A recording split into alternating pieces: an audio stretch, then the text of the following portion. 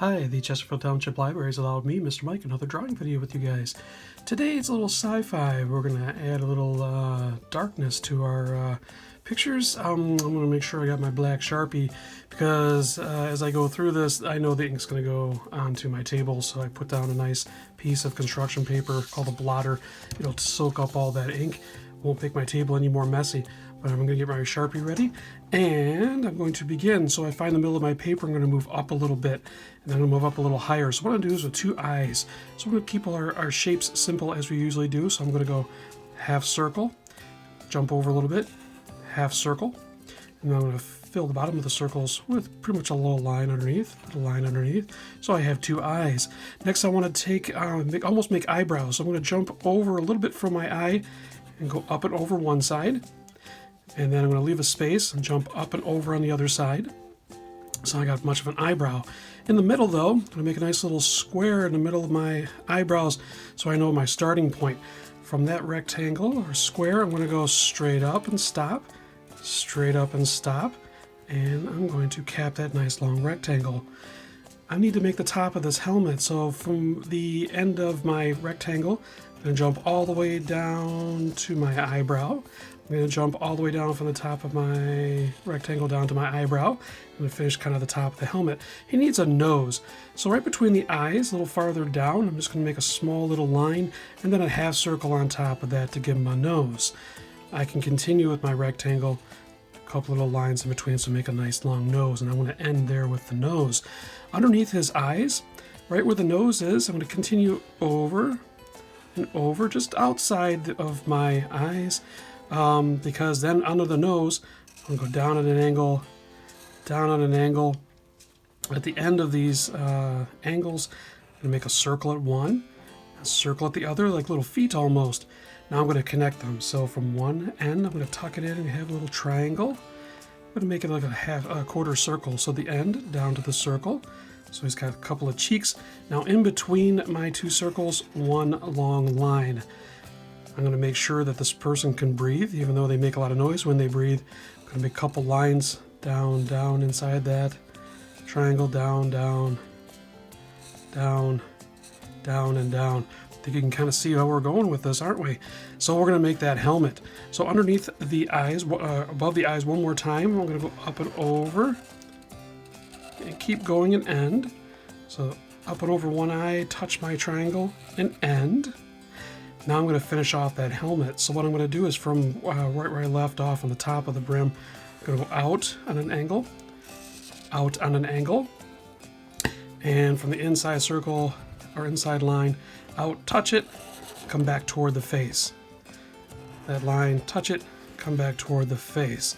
Doesn't quite touch because what I do is I'm going to fill that helmet in with all that space.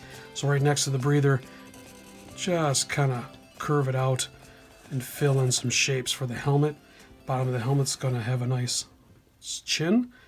That's almost done, but there's one more detail that needs to be able to breathe when you have one of these masks. So underneath my chin, one big triangle underneath the chin, and it's going to have a bit of a mesh. So angle one side, turn around, and make yourself some little rectangles.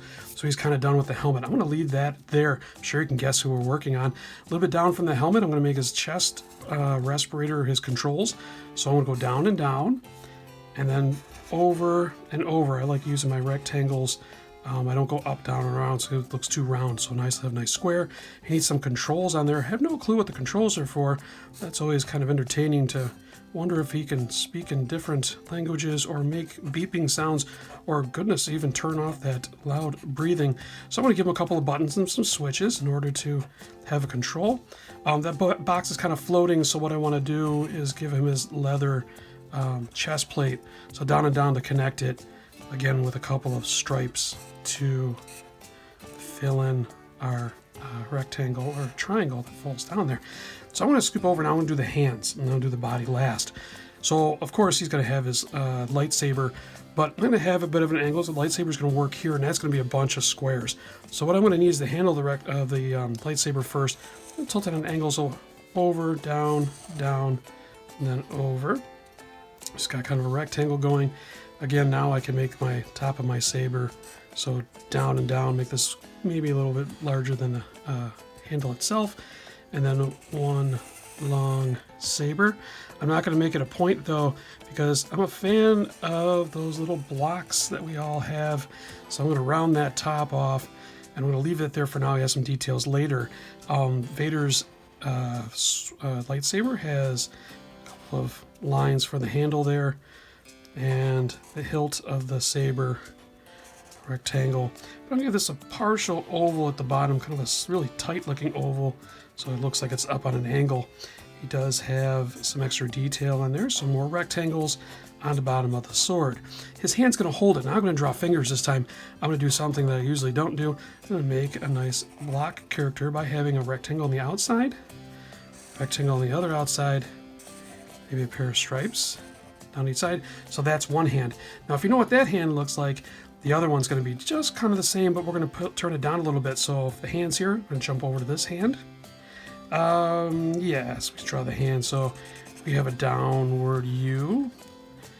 Okay, it's going to go in a little bit, follow around again. You can kind of see how that hand works. Down and down on one end, over. Down and down on the other end, over. Now for this one's going to tuck from this corner all the way up, turn around and come back in. So now he has hands. Two on each side. The belt is quite simple.